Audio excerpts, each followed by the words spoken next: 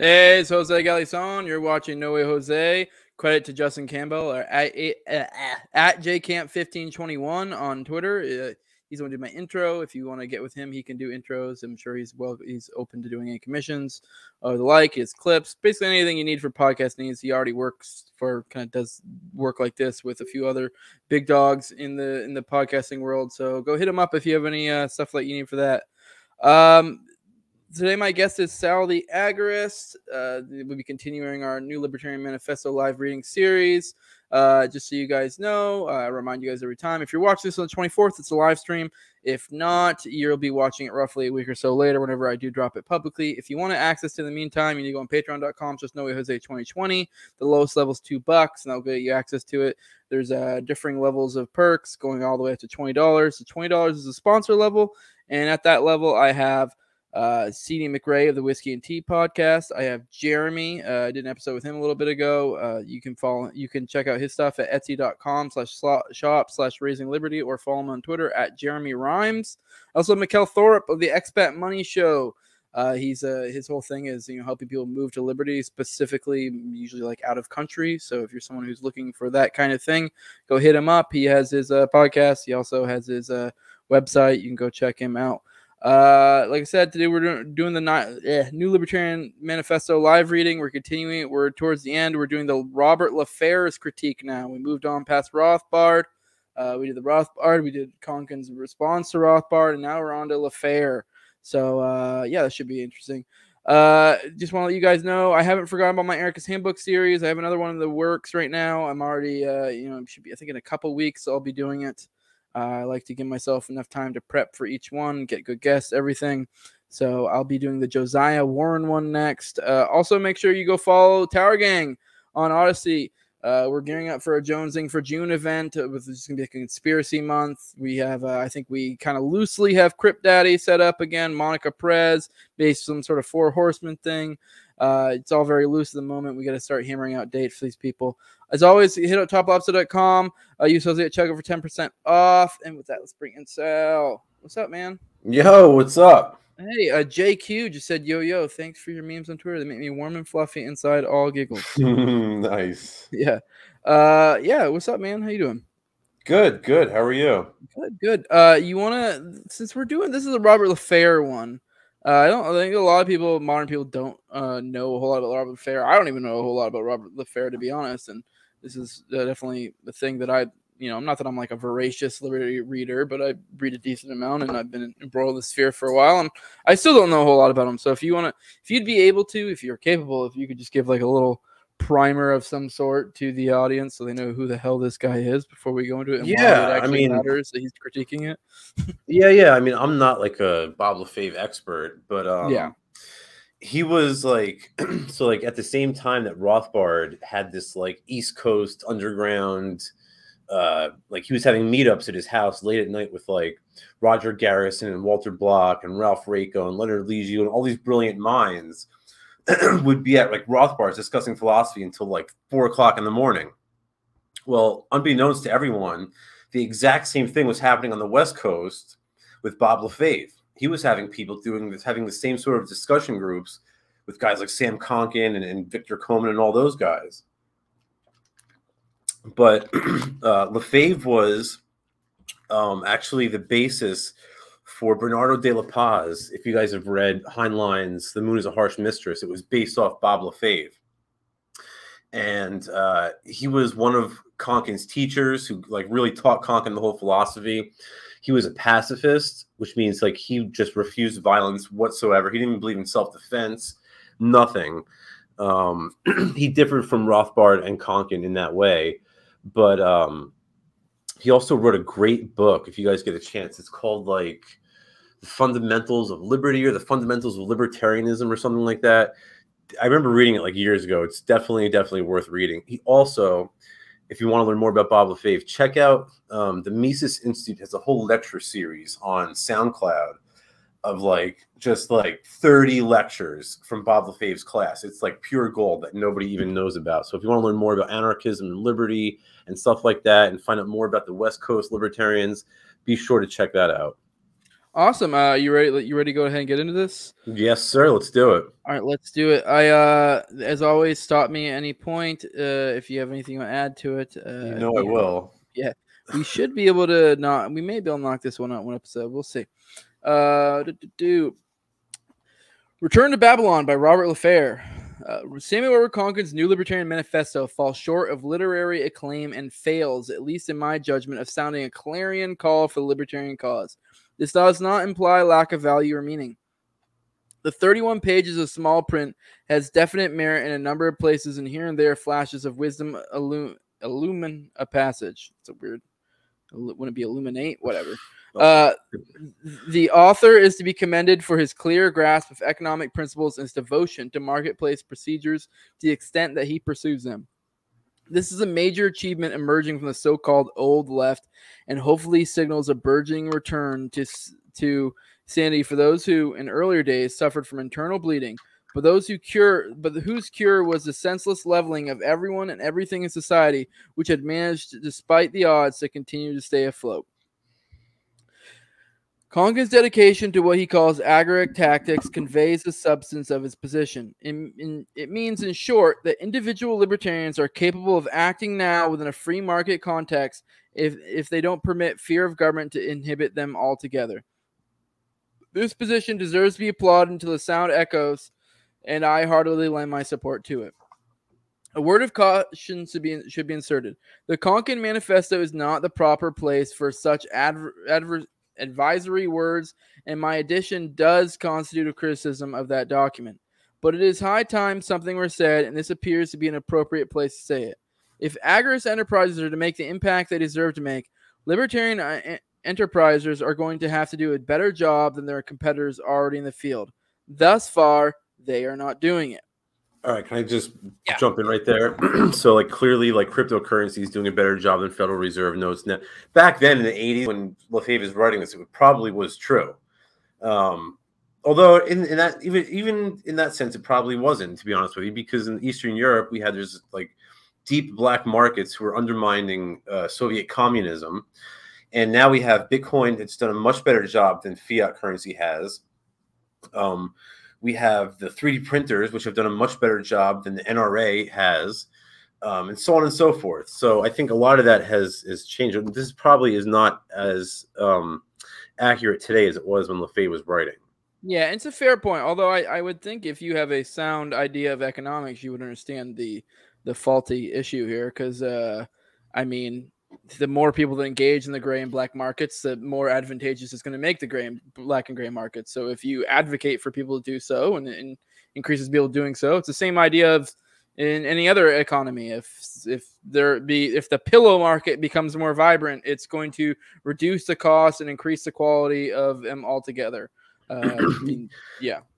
Honestly, I think like I think that agorism really sort of matured when we sort of married crypto anarchism in the late 2000s, early 2010s. That's when agorism really came into play, because that's when we got things like the Silk Road, which used cryptography, Bitcoin, which used cryptography, 3D printing, which uses code. So it's like once we married crypto anarchism to agorism later on, like 20, 30 years after LeFevre's writing, it became a much more coherent philosophy. Yeah. But I mean, whatever. Yeah. Price advantage and a chance to avoid the state by tax evasion is no substitute for integrity. Many who appear as agoric enterprises have cheated or otherwise betrayed their customers. Yeah, it's a bad ad hom right there. Yeah. Come on, LeFevre. I mean, that's kind of defeats the point of what an agoric enterpriser is, but right. Okay, yeah. Right. It's a contradiction, actually. You're right. Yeah. Although, to be fair, I guess the point to Steelman's point would be like although he kind of clunkily worded it, and it's not necessarily it. I mean, if you make the point that if you're increasing people in the black and gray market, that you're going to also be pushing the unsavory people to continue to do so. But then I would then also say, but then the good individuals are going to drown out the bad actors. And it's kind of like whenever you hear about someone who talks about, I don't know, I was shooting the shit with somebody the other day. They were talking about how all the fentanyl in the market, and I legit was kind of being like autistic about it and was breaking down like, oh, this is why they do it. They'll mix it in it because it reduces the price, but it's also, like the point I got to is like it's actually just bad business practice.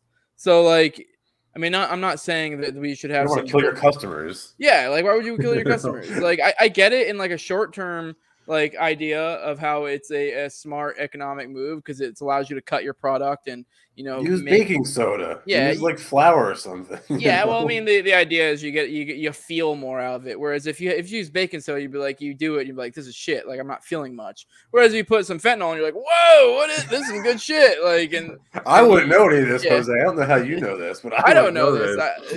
I've never done fentanyl, but I'm just speaking. Like I know how they cut product and how they flip it economically, so it makes sense that. Right. But from a short term perspective, yeah, it is economically makes sense. But if you were to apply like a agaric type of, I don't know, entrepreneurs into that market, they would start they would more likely than not be better businessmen, thinking more in the long term, have better time preference, and they're going to be like, yeah, I can make some quick bucks here and there by cutting with fentanyl, which is like you said with integrity, but it's like that just doesn't make sense business wise long term. I'm not gonna be able to keep a sustained business here essentially. But it's also fraudulent and agorists by definition we it's almost like religious for us. We can't engage in fraud whatsoever. Yeah, like at that point it's no longer agorism. It's red market. You might as well go run for office if that's the case. That's what they do. That they're the fraudsters, not us. Yeah. Indeed, I have personally found it necessary to be especially careful when dealing with a person calling himself libertarian. All right, well, that's different than agorism, but okay. I guess, sort of. Not really. I don't know. I don't really know what to say about that one. I guess maybe that could have been a thing of the times, although there are some shitty libertarians nowadays, too. So I don't know. All too often, the self-styled libertarian has demonstrated a lack of concern for even fundamental honesty. I mean, the whole paragraph is just ad hom after ad hom. Well, it's weird.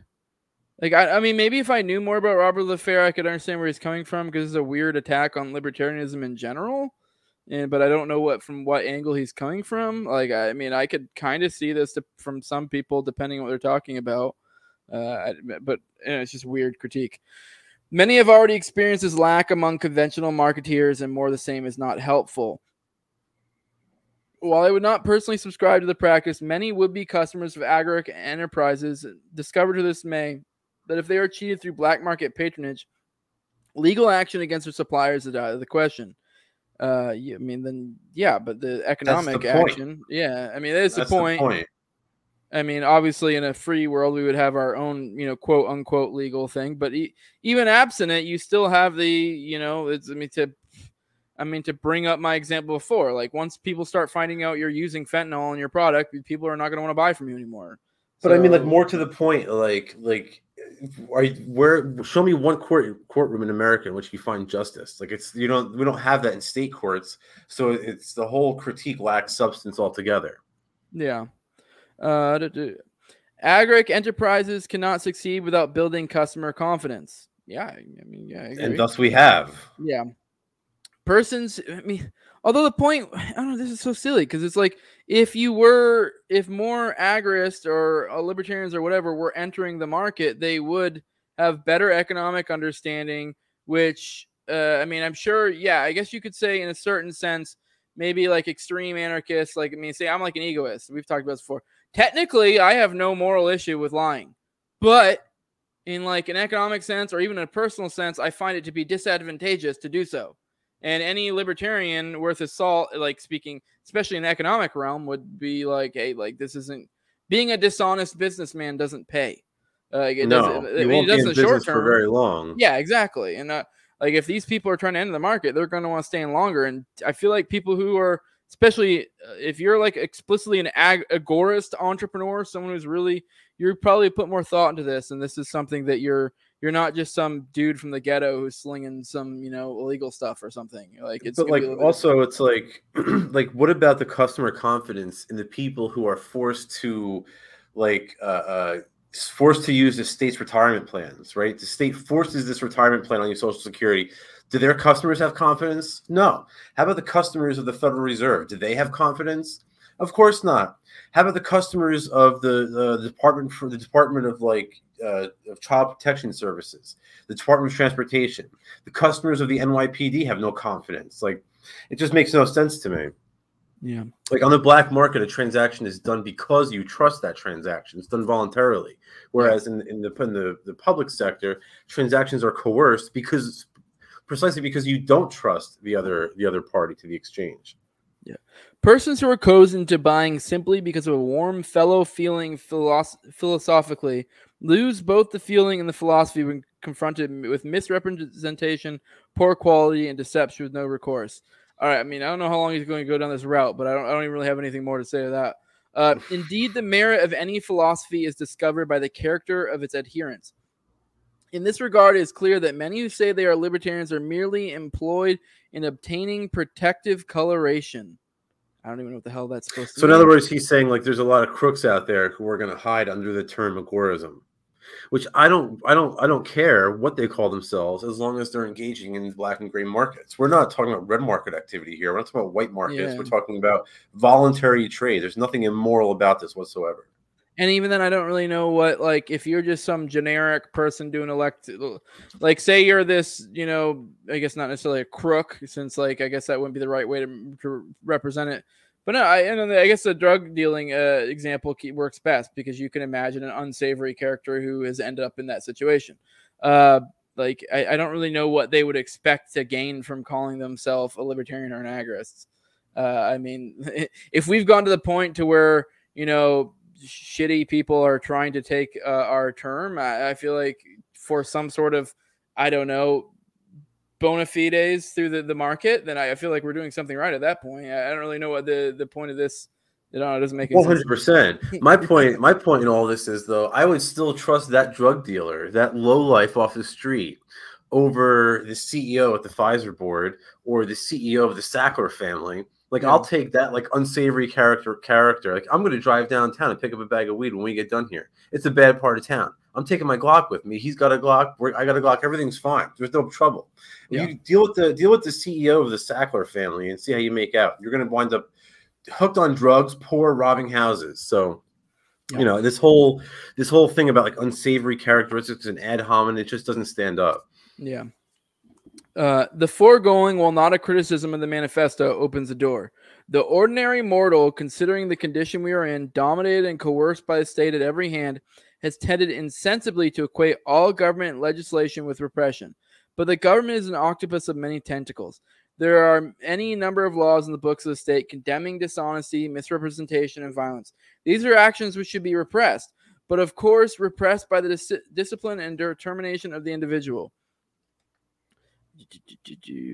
All right. When disobedience to government is recommended per se and ad hoc, it is a simple matter for the individual to conclude that dishonesty, misrepresentation, and violence are acceptable forms of conduct, since the state is always wrong. There are thousands who fail to make the distinction. While the state is wrong in its methods and procedures in every case, the ends ostensibly sought may very well be desirable and necessary. I mean, okay. I don't really No one's disputing that. The manifesto is lacking at this point. Breaking the law is not a virtuous act per se, but the manifesto makes it appear so. I mean, I don't know. I guess that's one takeaway. I mean, breaking in the black and gray markets, then it is a virtuous act. Yeah. Although I feel like it's not necessarily the fact that you're breaking the law. It's just that, I mean, it's the fact that you're undermining the state. Yeah. Although that's what makes it virtuous. Yeah, I guess so. Yeah, I guess that's when we look at it. Yeah. Thus, it may well occur that some simplistic minds thinking to obstruct the state will conclude that any action they take which violates some government ukase or ukase or ukase, I don't know what the fuck that word is commendable.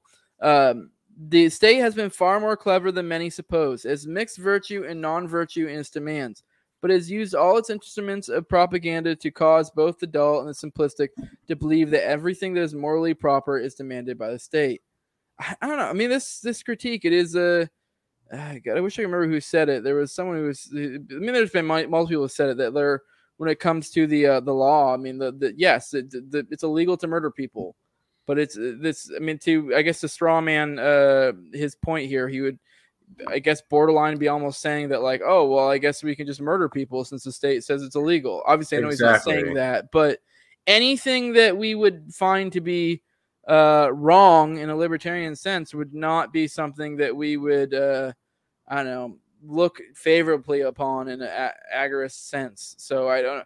I mean, yeah, I'm sure. Okay, I guess it gets a little bit murky when you're talking about like fraud or dishonesty. Like it gets a little bit weird, like what's okay and what's not is business wise. But even then, like like we've gone over multiple times already. Like they're going to the better businessman, the people who are more likable, that are shown to be more honest, are going to typically do better overall. So no doubt. Yeah.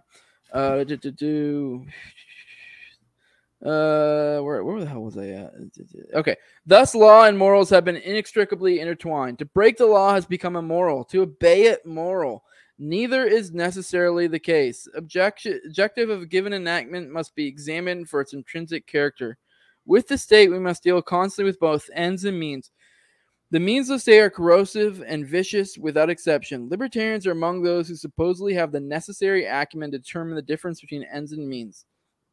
This is still just a silly critique. I don't even really like. I mean, it just keeps going on with this. But all right, like this could have been summed up in a paragraph. What I mean, though, and like here's the thing, though. These are the greatest minds of the time. Like Rothbard and Bob LeFevre are, in my opinion, two of the smartest people that existed in the country at this time. And this is the best critiques they can come up with against agorism. That really speaks to the strength of the philosophy, if you think about it. Yeah, I mean, although it makes me kind of doubt some of these people, but although I mean, maybe they're just great on other stuff. I don't know, because yeah, this is not impressing me at all. This is my first interaction with LeFevre, so well, second, but the first time was this before. So yeah, because I think this is the only thing I've ever read of LeFevre's. This is the second time going through it. But thus, they should be able to practice self-discipline by overt demonstration that they are more honest than those who are only honest because the state appears to compel it. Yeah, we agree. Yeah, that's kind of our point. Indeed, this confusion arising from inappropriate means employed to achieve desirable ends may well be the most profound reason why the state cannot attain its objectives. It is at this point that the manifesto achieves its greatest height. Konkin's explanation of the mandatory use of desirable means that will achieve desirable ends is superb. He champions consistency. It is the core of his opposition to such alleged libertarian activities as political party activism. See, this is essentially what he got, and like the part that LeFevre is complimenting him on is the part that Konkin got directly from LeFevre. Yeah. Like, I don't know if you remember from The Moon is a Harsh Mistress, the part where Professor Bernardo de la Paz explains how like a trial would happen. That's exactly what Konkin did in the manifesto, and that's what LeFevre is praising him for. Yeah. One of the major objections that I must voice relates to position taken in the manifesto concerning restoration and/or restitution following the commission of crime. All right, we're gonna get into minutia here, aren't we? Yeah. While I will, I guess, like once again, it speaks to the quality of this work. Right. While I will quickly assert that Konkin's explanation is both lucid and brief, it does not square with his insistence upon a harmony between ends and means. If each individual human being has a right to his own life and property, then it follows that no individual has a rightful claim to life or property of any other. In his zeal to satisfy the wishes of those who say they have been victimized, Konkin sets forth an argument, sometimes brilliant, sometimes sophist, in which it appears that the individual, having rights to his own life and property, loses those rights if and when he violates the property boundary of another. I mean, this is the pacifist LeFevre coming out right now. This is pure pacifism. I mean, it's a fair perspective. I mean, I feel like once you get once you start getting down to very building blocks of philosophy, at a certain point, certain things are just kind of like, well, I guess it's your opinion. I can't really argue with you. I don't agree with that, but I mean, I don't know. All right. If such a conclusion is valid, then it follows that the only persons who have rights are persons who do not violate property boundaries.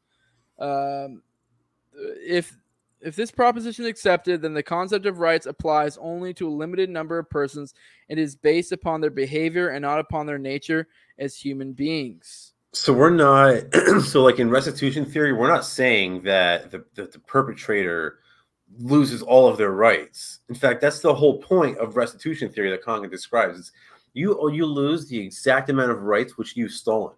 So if I steal $20 out of your wallet then you only have the right to take back from me $20 plus interest and the cost that you had to pay to recover that money.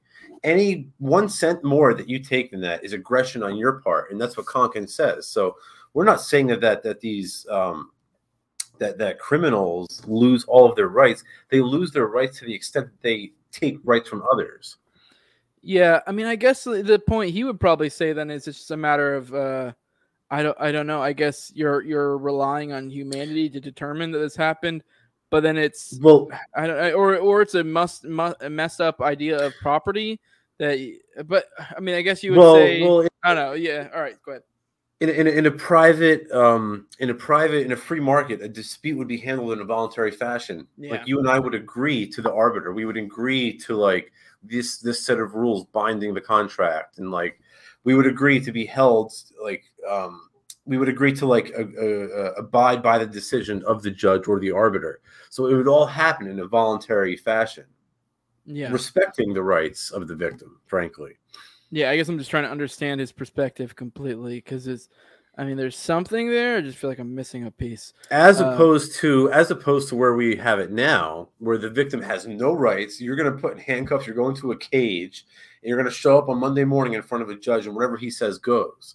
So like here we are. LeFevre has just said like we have to separate ends from means here, blah blah blah. But yet he's knocking agorism when it's much better than the status quo, like even by his own standards. So it really just doesn't make a lot of sense. I don't recall exactly. I mean, you probably know better than I do. Konkin's. You said, is it entirely, or is there a certain point at which it would be some sort of, I guess, force involved? I forget. Or is it kind of talking about like his restitution or whatever? Because I know they like work and stuff, but yeah. Remember the part in the book where he's like, if A takes from B, then insurance company C has the right to get money. He goes through this whole thing with variables. Yeah, you're right. And he explains the whole thing, like how, like there's like that's like there's it goes so deep. We could do a whole book just on agorist restitution theory, like, and maybe one day I will write something like that. Yeah. But like, we don't punish for deterrence in agorism. That's one of the things that separates us from ANCAPs. ANCAPs believe in deterrence punishment. We don't. At least the bad ANCAPs do. The ones who've actually studied Rothbard don't. But deterrence punishment is aggression, right? Yeah. You don't have the right to say, okay, Jose, like I took $20 from you, Jose. It cost you $5 to pay somebody to come get it back, and you lost $2 in the process. I owe you $27. You don't have the right to say, well, I'm going to take $100 from you just so you learn your lesson, Sal. Yeah. That's aggression. You don't have the right to do that, and that's part of restitution. Yeah, no, that's right. You're right. Now that I think about it, because I do vaguely remember it. The way Konkin has it set up is there isn't any force involved. If you did steal some shit or something, and you just decide, no, I'm not going to return it or whatever, and poo. It's just no one's going to engage with you at all in the market. You're going to be basically a blacklisted person. No insurance companies will cover you. It's going to be a whole hell of a life. And that's in that's in an absolute worst case. That's a very obscure scenario. 9 out of 10 times in a free market, if there is an agreement, there's a contract, either verbal or written or something like that, that's going to be enforceable. So like very, very rarely will there be a situation like that. Mm-hmm. So I don't know. It's sort of like it would happen so little of the time that it's sort of ridiculous. And like let's say it happens 3% of the time. That's a much smaller amount of injustice than we currently have in the state's court system. So again, it's sort of silly, especially coming from the guy who's just talking about how we have to prioritize the state's means from ends. Yeah, I just couldn't recall if there was any aspect of Konkin's legal framework that called for force if say someone stole some shit from you and they wouldn't give it back or something. And actually just Jeremy just chimed in here in the chat, who made a good point. He says, like, in the future there's going to be a whole diverse array of legal frameworks that people can choose from, and like if you don't like it, you can go to a different one. That's the whole point. Now, the fundamental nucleus around which the notion of rights orbits is that the concept must universally apply or be meaningless. If the concept of rights is to be delimited applying only those persons behave in a specified manner, then we have a concept of privilege and not a concept of rights. If we were to accept the notion of privilege as the core of our social structure, we are at once reverted to feudalism. Only those who behave as the Lord dictates have the right of living, or have the privilege of living. The Lord has a divine right to eliminate others, since they had no rights of their own in the first place. But Konkin wastes little time on such niceties. Rather, he makes it appear that the criminal has not only lost his rights, but that his victim has gained rights over him, and thus the victim, and to a large degree, becomes the owner and possessor of the criminal, and may dispose of him according to the wishes of the victim, ameliorated perhaps by the pleas of a third party, insurer or other arbitrator. I don't get how he's coming to this, unless he has some weird understanding of. I mean, this is pure pacifism. This dude will But I don't even understand this from a pacifist perspective, because if Konkin is in no way saying force must be required in order to, I don't know, receive stolen goods or whatsoever, then I don't really get how there's even a claim for it not being pacifist.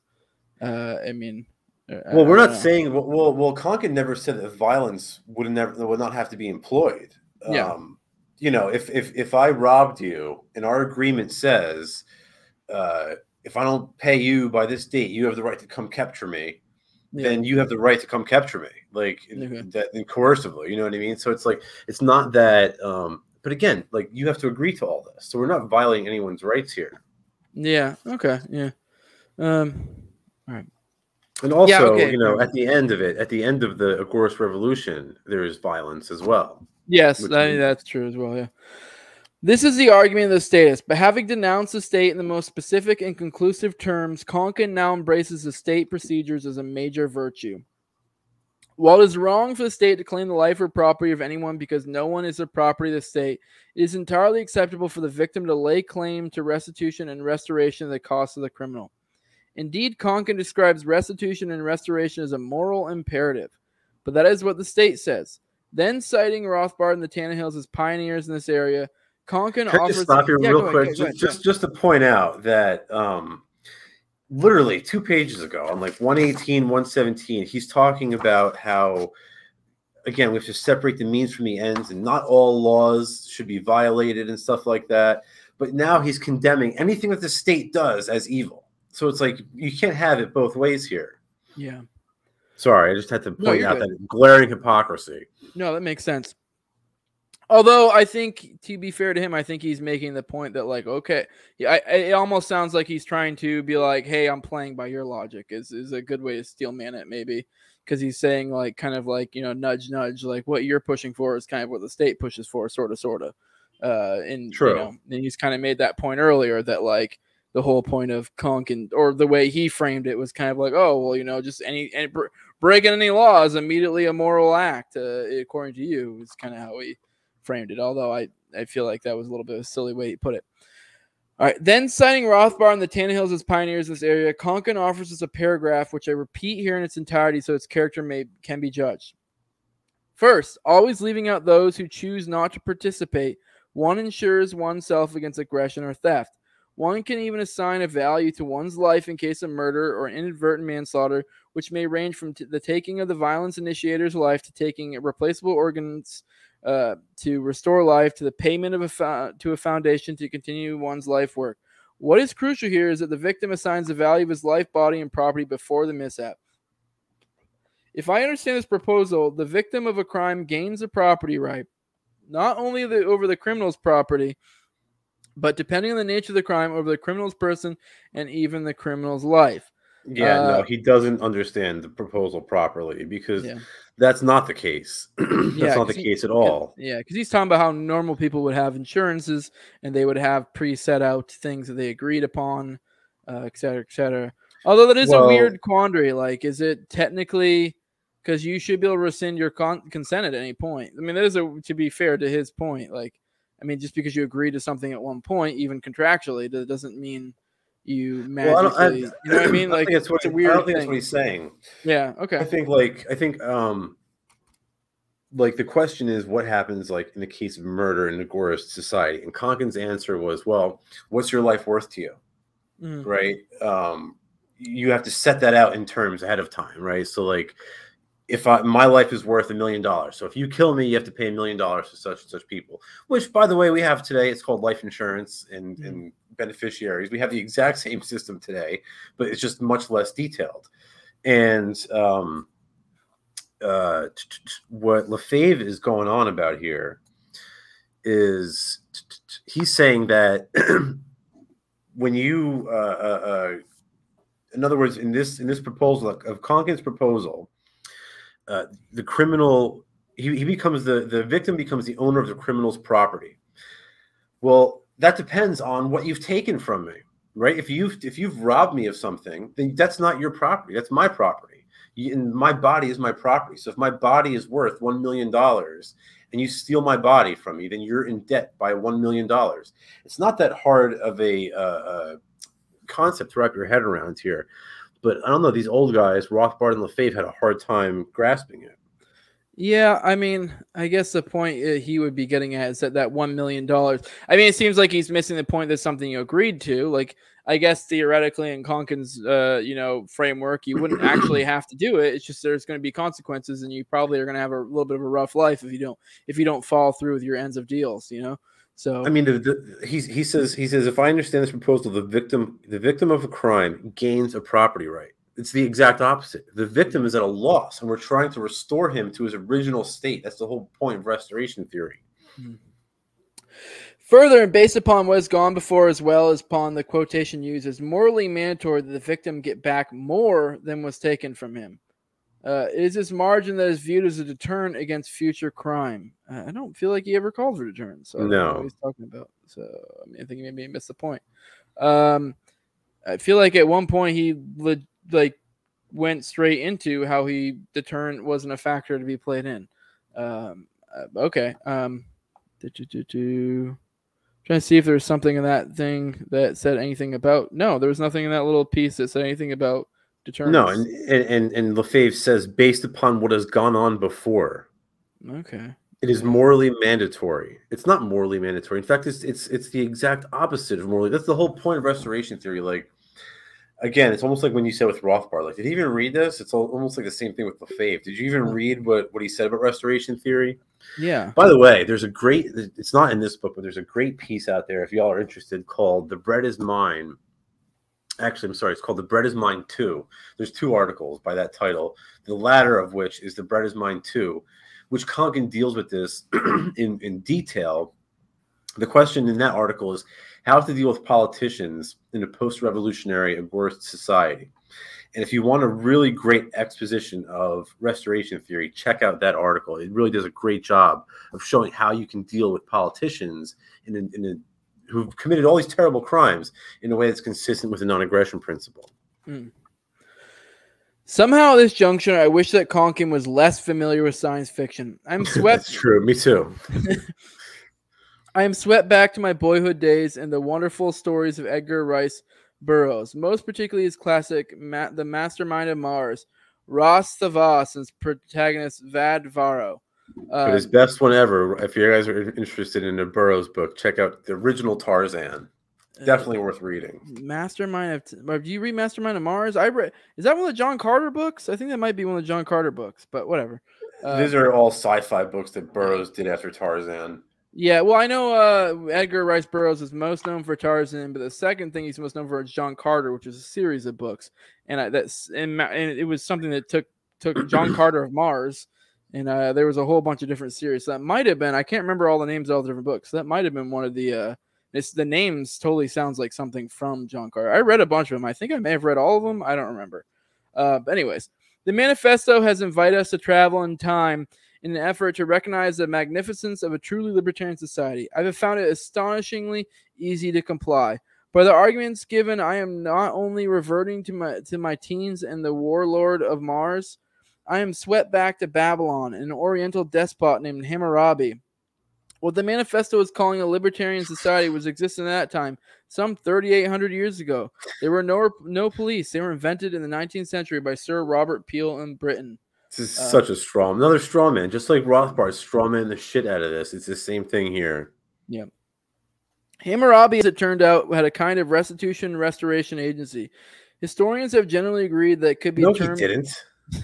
That could be termed the principle of an eye for an eye, a tooth for a tooth. You get how that's different than restitution, though, right? Like if you pop my eye out and I pop your eye out, I'm no better off. I haven't been restored to my original state. It's just that we're both fucked now. Yes. While the manifesto invites us to travel both backward and forward in time, the result that I see takes us backward to Babylon, and there we are beach. We will not only have an eye for an eye, a tooth for tooth, we'll have liver for liver, spleen for spleen, kidney, heart, or gallbladder for its counterpart. I mean, no, he's just so he's taking a dig at one of the things that Conkin said was that if if I stabbed you and you needed a kidney or a liver or a heart, you have the right to take it from me, which I have no problem with. I think that he's right, but his is just sort of like a play at the grotesque nature of it all. But it doesn't detract from the fact that it's still a just and right theory. Whether or not it's gory or you like the details or not, it's still accurate. Unless I am grossly incapable of understanding the words employed, I see here a chamber of I think you are misunderstanding. Yeah. But I see here a chamber of horrors so brutal and heinous that by comparison, Torquemada's rack and thumbscrew become a taffy pull and manicure. This is just silly. But let me set the sadism aside for a moment and consider the consequences of such a system. Given this concept as a modus vivendi, millions of people will wish to become victims. Crimes can be staged which haven't occurred. Incriminating evidence can be planted. Indeed, I can envision schools conducted by various fagans, I don't know what the hell that is, engaged in encouraging the perpetration of pseudo-aggression. This is stupid. Jussie Smollett. Jussie Smollett. Yeah, no, it's fair. No, the whole purpose of this is like the whole purpose of Conkin's thing is that you get, if anything, it really like even under Conkin's legal, like roughly his legal system, although to some extent he does I think he does kind of concede that like kind of like Jeremy said earlier, the idea that it'd be a bunch of different options kind of deal. But even he kind of gets at that it would be if anything, it'd almost still be an annoying situation to be a victim, because at best you're just going to break even and you're still going to like it's still not desirable. Like if someone breaks into my house, steals $3,000 and I have to spend 4 months to get the $3,000 back and all I get is the $3,000, and maybe you could say, oh, adjusted for inflation or whatever, or maybe even $100 for the time. If you take into account how that money could be invested or whatever, you can go super autistic with it. It's even like you're just getting more mathematical. You're just trying to get more of an approximate like idea of what would make me even.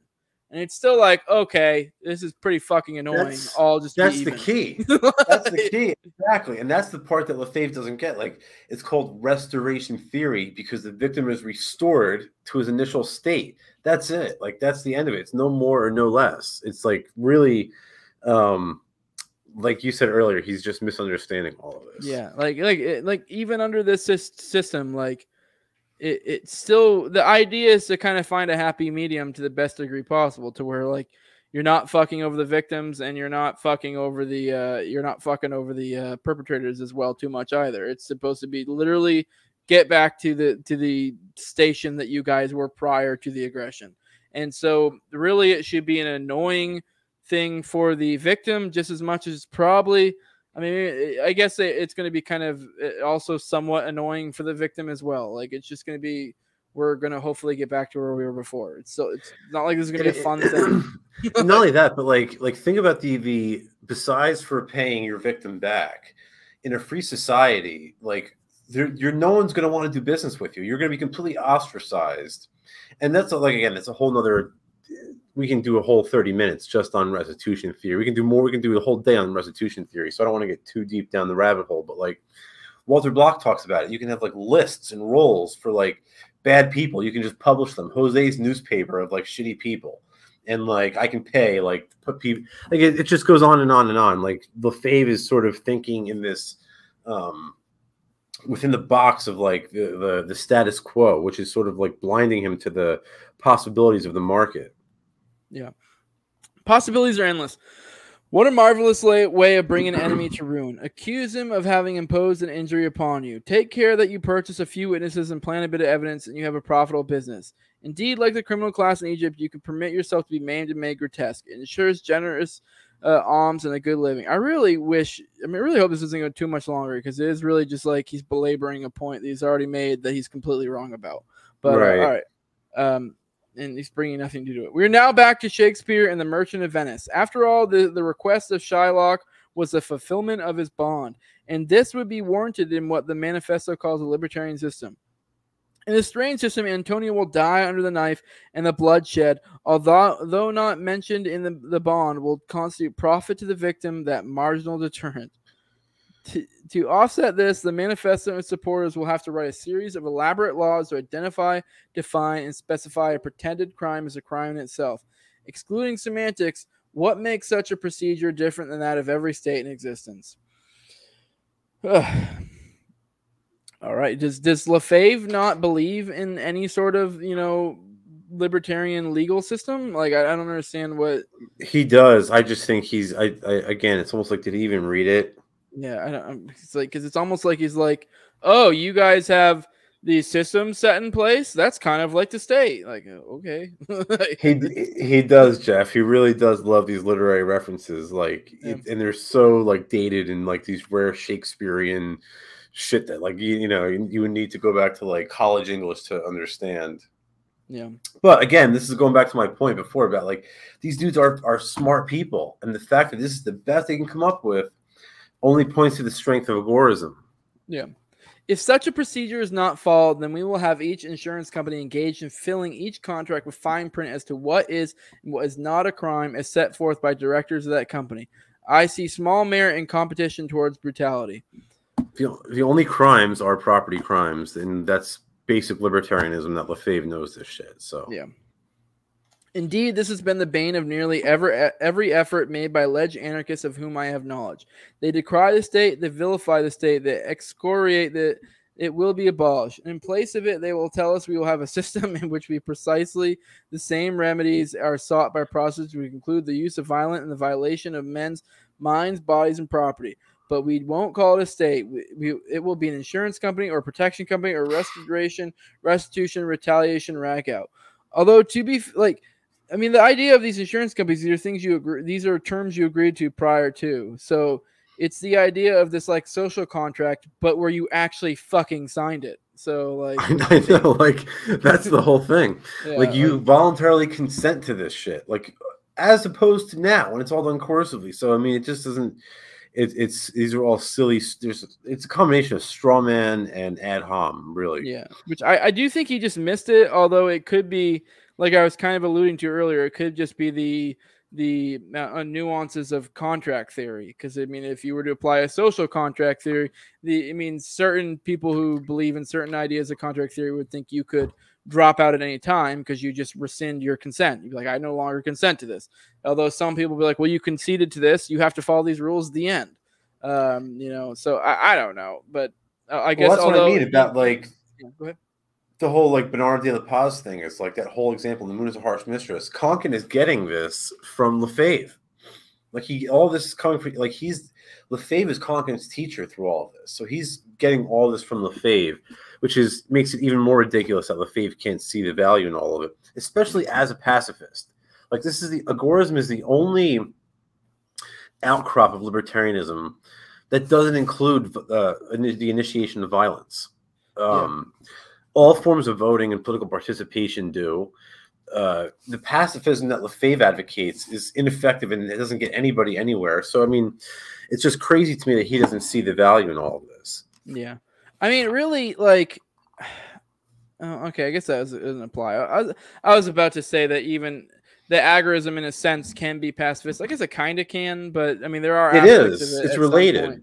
Yeah, I mean, there are aspects of it, though, if you're to the fully encompassing agorism, like, yeah, you are at one point, there will be violence, in the so-called agorist revolution or whatever, like.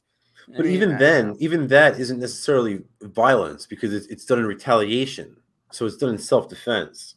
Although, like isn't the difference between pacifists, though? Most pacifists won't even agree to it in self-defense. Oh, yeah. Right? Yeah, right. So, they won't even do it in self-defense. Right. Yeah. Like, if you, like, slap them across the face, they're like, oh, hit me again. Like, they won't even do that. But in my mind, there's no violence in agorism. Like it's as close to pacifism as you're going to get, which I think is consistent with the non-aggression principle. Even in the case that we just discussed extensively, like in the case of a terrible criminal, we don't commit violence on you. We only get back. We only undo the violence which you did. We don't do new violence to you. That's one of the mistakes that LeFevre makes.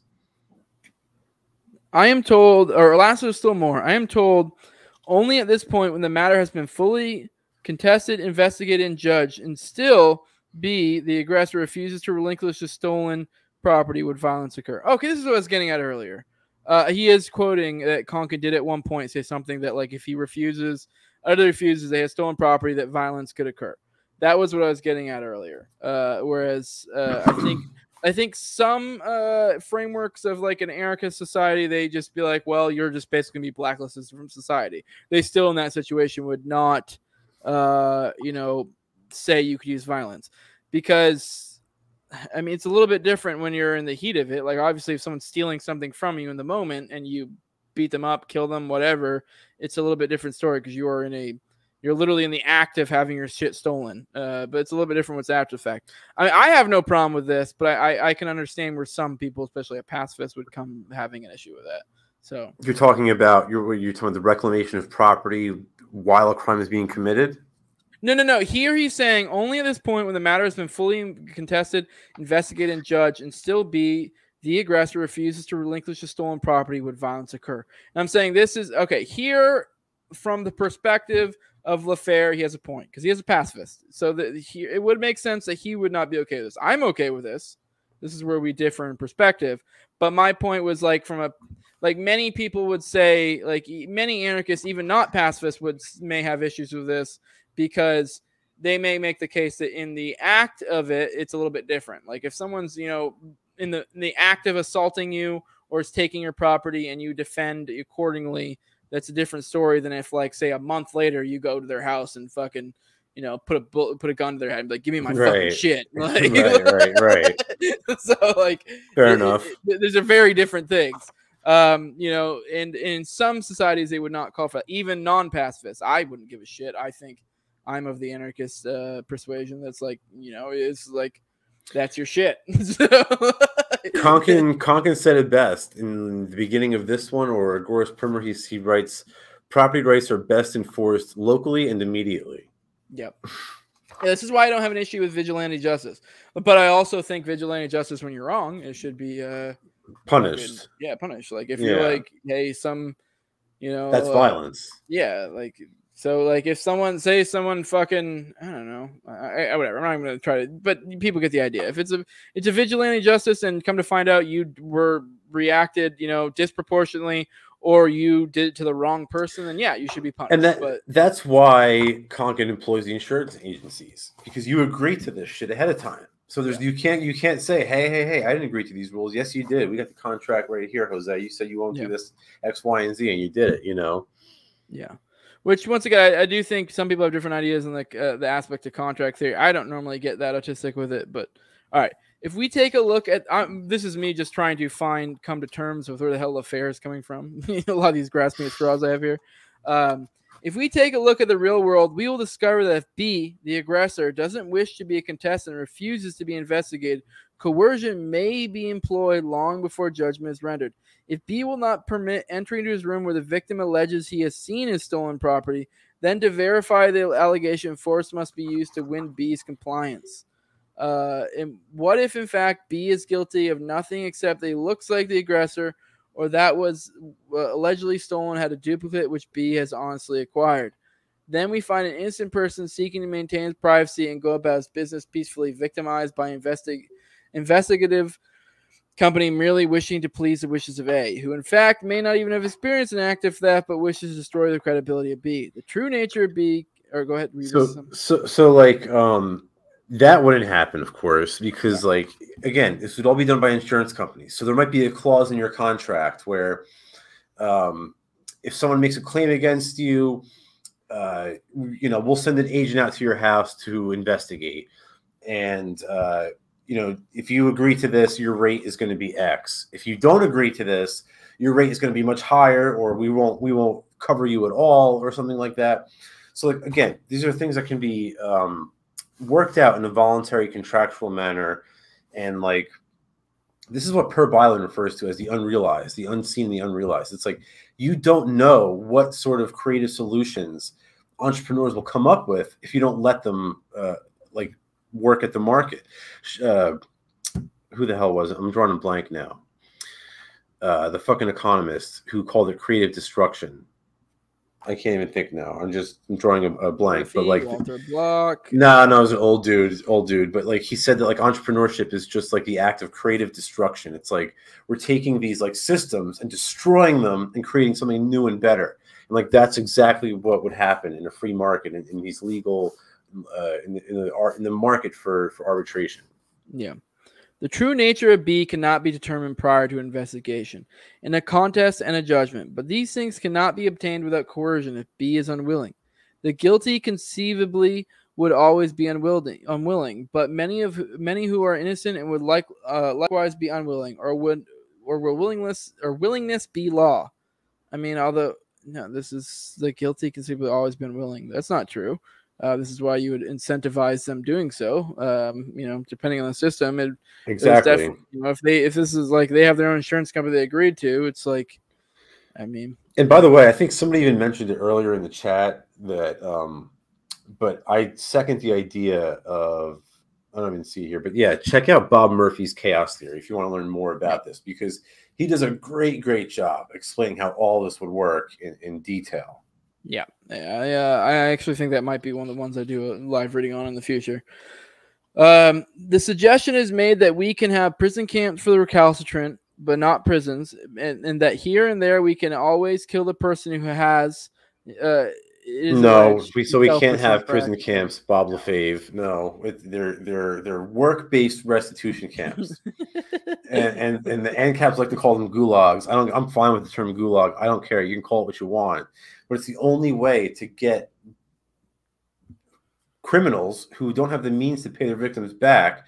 It's the only way to restore their victims to the original state. So it's not done coercively. It's done voluntarily. So yeah, they're not prisons. There's no place for a prison in a free society.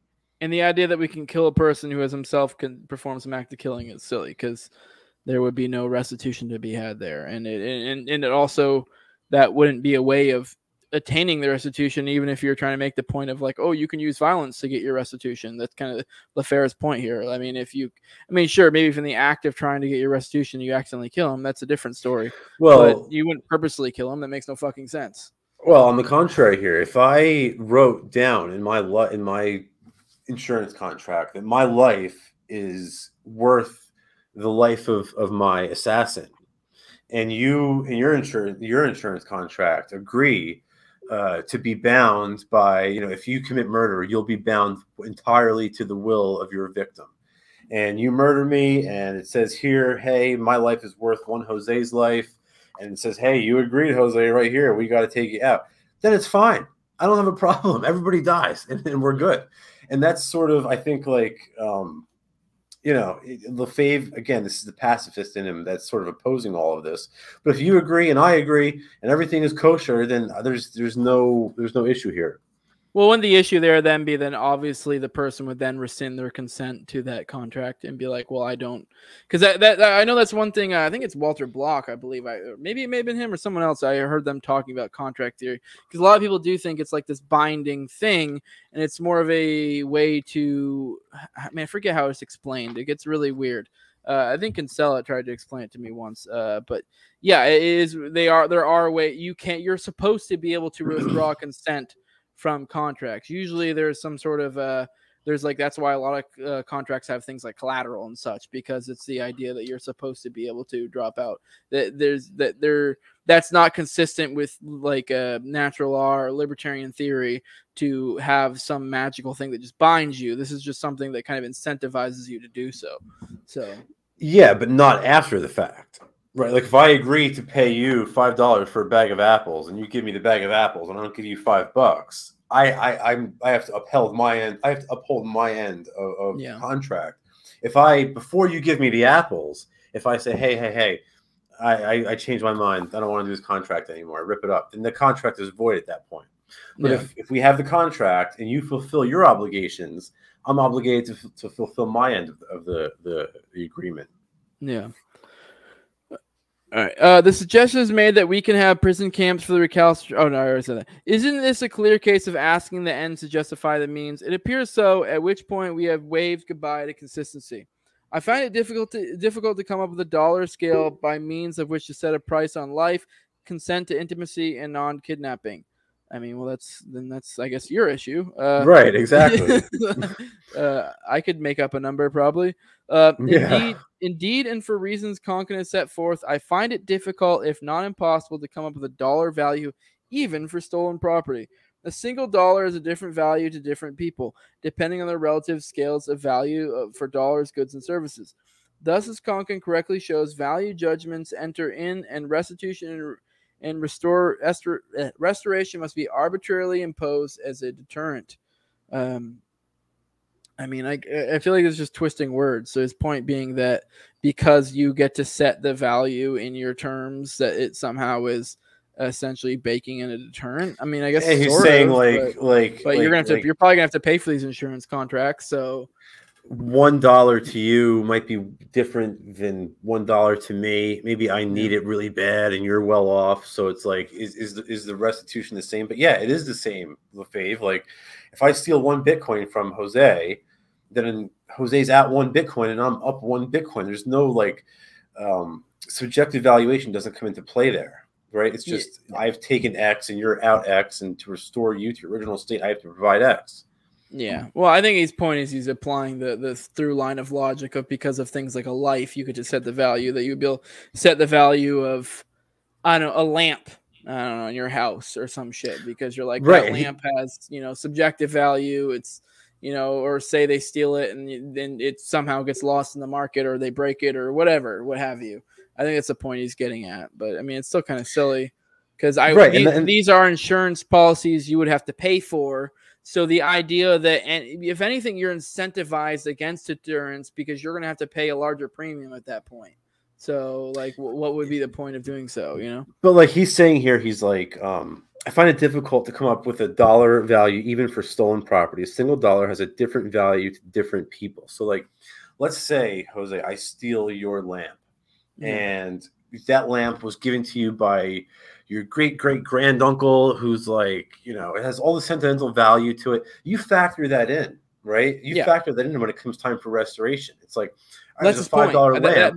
But to me, it's worth like $500. And that's my point. That's what LeFevre's point is here. I disagree with his point because I get what he's getting at when it comes to subjective valuation. Obviously, if someone still has the lamp and you're able to get the lamp back, that's clean. That's easy. You're like, 1 for 1. But now it's something when it is like, say they lost it or broke it or I mean, there's other things, a life, something that, like. But what I'm saying though, is that's taken into consideration. Right? When it comes time, when it comes time for me to restore you to your original state, that sentimental value that the lamp has is taken into consideration. So now I don't just owe you $20 for a new lamp. Yeah. Well, $50 with Biden's inflation. I owe you $50 for the lamp, and then however much the fact that your grandpa owned it was worth to you on top of it. And that's my point. What LeFevre is saying here with things like subjective things like that yes, you would do that, but the problem is that theoretically people could bake in deterrence by inflating it, is how I read this. By like being like, oh, well, this lamp from my grandpa is only worth $50 really in my head, but I'm going to do 50 or 100. That way it's a deterrent. But then my point was, you're going to be incentivized against overinflating the value of your objects, because then you're probably going to have a more pricey insurance premium. Oh, I see what you're saying. Yeah, right. So that sounds to me what LeFevre is saying, although it is like he has a little bit of a point, but it's like, well, you would be incentivized against doing so. I mean, exactly. You would be not only that, but your insurance company would charge you more. Yeah, if I said, hey, my stuff is worth $20, is what you have to insure it for. It might not be a lot, but if I said, hey, that lamp comes from my great-great-grandpa who fought in the Civil War, it's worth like $1 bazillion to me. Guess what? The cost that I have to pay to insure it has just risen dramatically. So I can do that, but I'm going to pay out of pocket to play that game. Exactly. That was the point I was getting. So LeFevre has a little bit of a point, but then it's like the idea that like, oh, people are going to, just impose deterrence, because he's really pushing this deterrent idea. But it's like, well, I mean, sure, theoretically, yeah, there could be some asshole out here that really wants to pay an extra $1 to really fuck over his victim. But I mean, whatever, he's going to pay for it. Like, I mean, right. Well, and it's like, okay, well, this guy's just kind of an idiot. Okay, like, I don't know what to tell you. Like, yes, it's not a perfect system. There could be some random person out there who just really, really wants to pay more to apply some subjective extra value to something to apply a deterrent. Like, but you know what though? At that point though, it's worth it to him. At that point, it's no longer. I guess it's true. Yeah. You know, it's no longer arbitrary. He's actually paying for it. So that must be what it's worth to him. Yeah, I guess it's true. I mean, although the point that LeFevre is like, it's worth that much for him to apply deterrent, because he would call that a deterrent. But right, true. I mean, which that's his whole point, is that the idea of that deterrence is wrong. But you get to a certain point where you're like, dude, we're just kind of, you're playing a little bit of semantics here, and you're kind of right. I don't know. I mean, sure, okay, theoretically, some dickhead somewhere could really be that set on fucking over the person who fucked him over. But okay, whatever. But the market will incentivize against it. This insistence of establishing property rights over the perpetrator of a crime appears to overlook the fact that on occasion a crime may be committed because of dire financial conditions. I don't give a shit. But go on. Such conditions will always manifest in any world of limited resources and imperfect human beings. I take back. I do care. But at the same time, it's like, well, it's still my property, so that sucks. I mean, I may be willing to let it go, which I guarantee you Konkin would, have no problem with that. But all right. While the old left attempted to make it appear that all crime arose from property, the fact remains that some crimes have always poverty. Been what did I say? Poverty. You said property. Oh, poverty. My bad. But that some crimes have always been caused by privation. If a person is starving, he will very possibly steal, even if he has to inflict physical injury on an innocent bystander in process. Yeah, it's true. I do not condone theft because of this fact. Any act of theft is a wrongful act, regardless of motivation. But I see nothing within the manifesto would take such a possibility into consideration. The criminal is a criminal. The victim is a victim. A rose is a rose is a rose. I don't know what he's even asking. I mean, I guess he's about to expound on that, but I mean, I don't really know. He's kind of making the point that if it's wrong, it's wrong. It still took someone's property. The end. Konkin has been generous and gracious in the manifesto concerning my own position, for which I thank him. Further, he is at least partly correct in stating LeFevre's pacifism also dilutes the attraction of his libertarian tactics, probably far more than deserved. That my position tends to turn away many is confirmed. That I deserve better is a moot point. But I have never taken a position with a view to make it popular. Every statement I have made, I have tried to make consistent with truth and with a fundamental definition of human liberty. I have not called for a following. I have found my own way and would not deprive a single person of the joy he can experience by finding his. Konkin is correct when he observes in the same footnote that he, LeFevre, holds back from describing a complete strategy resulting from these personal tactics, partially due to a fear of being charged with prescribing as well as describing. The strategy which I have repeatedly set forth does not and will not appear to be a strategy for those who insist on group action. They can conceive of no strategy deserving of the name until people are somehow welded into a group. The strategy I've offered goes hand in hand with the tactics I also recommend. It's the same one-on-one procedure which assists each individual in removing himself without violence from the clawing, clutching tentacles of all states. While admittedly it cannot be done either instantly or perfectly, it can be achieved by those who wish to achieve it. I make no apology for their imperfections. Agaric enterprises aren't perfect either, and neither will be, and never will be. Humanity does not produce perfect specimens. Finally, I come to what I view as a second inconsistency in the manifesto. Encouraged by the author's invitation, let me point to it. In passing through the various phases which Konkin's imagination has portrayed, we come at last to the transition between phase 3 and 4. Konkin sees this period as inevitably violent and total betrayal of the very principles he claims to espouse. All right, this makes sense when we get to here. Revolution is as inevitable as any human action can be, is Konkin's footnote assertion. So in the end, regardless of peaceful means, we must throw out the agaric principles of self-fulfillment and kill the status as the only way to free self. He didn't say that. That's not what we're saying at all. In fact, he never said anything like this whatsoever. In fact, the whole previous discussion we just had about restoration theory sort of undermines everything that LeFevre is saying right now.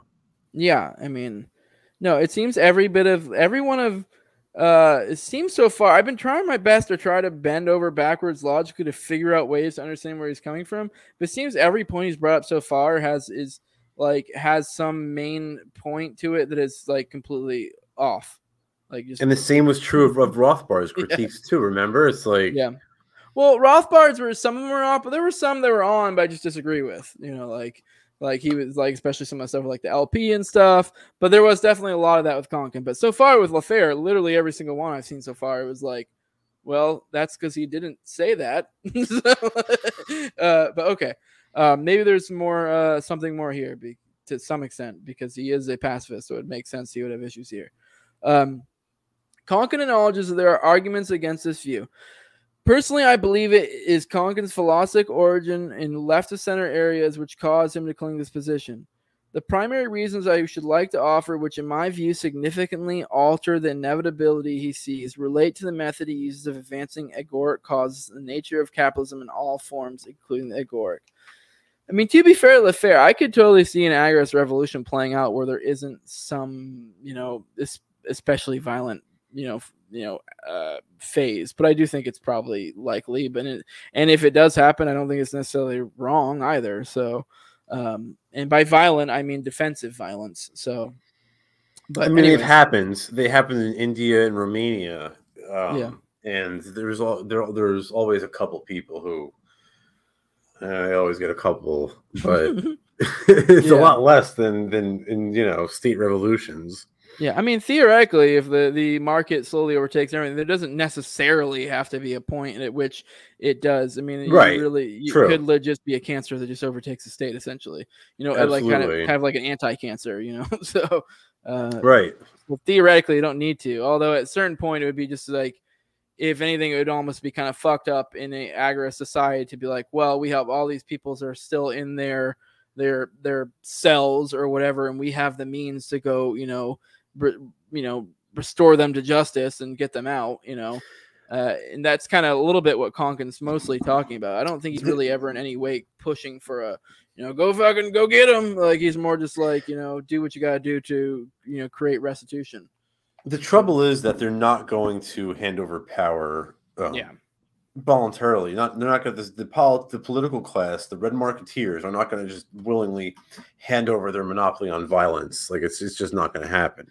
Well, yeah, I mean, the idea being if it overtook it enough, it would just get to the point where it would just kind of slowly wane out. Right.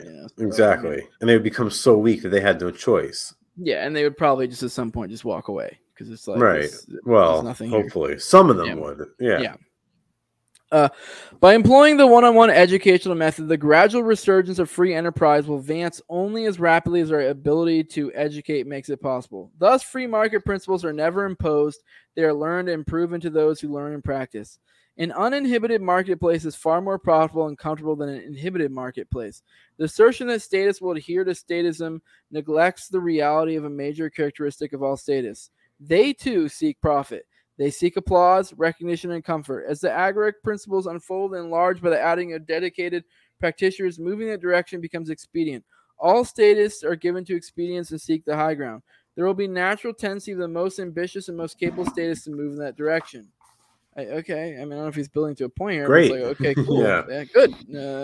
That's what we're trying for here. I remember when I was back as active in the military, there was they taught us how processes change. At one point, there was a whole class we went to. I forget, it was learning how to deal with processes and and they go talk about there are people who are trendsetters, and essentially in a certain way, what agorism is pushing for is, becoming the trendsetters, becoming the entrepreneurs, becoming the tip of the spear, if you will, for the market, the people that are ahead of everything, pushing things. And yes, the statists will eventually, they'll be like the shaft, the ones who come behind, the ones who don't really get as good of a deal, but eventually they kind of fall in line as well. And by statists, I don't even necessarily mean statists, I just more mean normal people. Like, they will just kind of over time fall in line. Because at the end of the day, most people are just generally kind of centrist and just kind of go wherever, the people go. And they just kind of fall in line. So exactly. Most people aren't even political. Most people just go by the dictates of the market. So, I mean, I don't know if he's getting to a point to be like, that's bad or something, but it's like, No, it's not. That's what we want. Like we would. I don't necessarily. I mean, ideally, it would be cool if we had a world full of libertarians or agorists, but really, what I would rather have, like, 5 to 20%, because I just think at that point, just everyone just kind of falls in line and just like, yeah, they may not be an agorist per se, in their head, or a libertarian, but they just kind of behave that way. Honestly, like, that's exactly what this would be if we had like all statists who sort of move into the market. They move out of the political arena into the market arena. That's all we're asking for. Yeah. See, agorism, one of the easiest ways to understand what agorism is just that it's simply the absence of politics. Yeah. Right. Imagine a world where there's just no politics. That's agorism. That is the agora. That's all it, because what's left is just economics, and that's literally the agora. I think I know the point he's getting at a little bit. He has a little bit of a point, but it doesn't really apply to agorism. But to be successful in any kind of free market, agoric or conventional, capital investments must be made. No one with capital invested can afford the risk to capital destruction, divestiture, entailed in war. In this context, take notes. All wars are state-inspired, but they are invariably directed against another state, not against the politicians of the local state. Politicians don't wage war. They make war by encouraging conflict, which keeps them out of harm's way. Part of the politician's capital is the sanction he's obtained from his own countrymen. In part consists of his pose of superintelligence, which must be protected by the sacrifice of others. He will risk more by violent conflict than by moving the direction of free enterprise. I'm delighted to see. Well, I guess he doesn't really making a point. I thought maybe he might have been building towards the point of like, kind of like modern day, how you see a lot of corporations and stuff are kind of like sort of doing that. It's like a lot of public-private partnerships. I thought maybe that's what he was building towards. It's like, okay, but we don't like that. And we're kind of busting that up as well by being. We want politicians to like move away from violent conflict into the direction of free enterprise. That's exactly what we're trying to do here. Yeah. All right. I am delighted to see the Conkin Manifesto and can applaud it in general for its position respecting consistency, objective, and method. My objectives, if understood, may heighten its impact. I believe it will have and deserves to have a compelling influence upon members of the old left. Here, its syntax and its sometimes purple passages may well be pivotal in any number of instances. I wish it and its author well. All right, and that's the end of that. We'll do the reply next. I feel like that one we can knock out an episode as well. It's like 10 pages, but it should be a short episode actually. And then we may even be able to knock the Filthy Pierre out in like one episode altogether. I don't know. Let me see. Yeah, it's 7 pages for the so we may have I think we only have like 2 episodes left on this one. So, but like, just notice how, like, again, not to sound like a broken record, these are like really smart individuals. 2 of like the greatest libertarian theorists that have ever lived, like easily top 5 in anybody's book. And this is the best they can come up with, is just a series of ad hom and straw mans, and just all the arguments are fallacious. All of that speaks to the strength of agorism and the consistency of the philosophy. If it wasn't so consistent, there would be holes in it. And these masters of logic, like LeFevre and Rothbard, would find them, they would pinpoint them, and they would call them out. But they can't, because there aren't any. Yeah. Well, all right. Me too, Jeff. I'm looking forward to hearing the response to that as well. I think he's going to probably say a lot of the same shit that you and I said, Jose. Oh, yeah, for sure. All right. With that, if you want to go ahead and drop your plugs, we can get out of here. AgoraThreads.com, Libertarian Anarchist, Agorist Apparel, 3dprintergoburr.com, 3D printers and 3D printing supplies. You pay with cryptocurrency to avoid accessing KYC payment platforms. The book is Anti-Politics. Check it out on Amazon, or you can get it directly from me by shooting me a DM on social media. If you have read it, drop me a review. It helps a lot on Amazon. Also, by the way, drop a like on this video and give Jose a subscribe. And other than that, follow me on social media and come back for the next one. All right, appreciate it. With that, this is the No Way Jose Show. You can find me on YouTube, all the major odd packages, Odyssey as well. Follow me at Twitter at 2020 No Way Jose. Thanks for showing up, everyone, all the regulars. I see you, Poyu, Just Jeremy, one of my sponsors, Junkie Jeff. Like I said, patreon.com/NoWayJose2020. Like, share, subscribe, comment, all that good stuff. That we are out. Appreciate it, guys.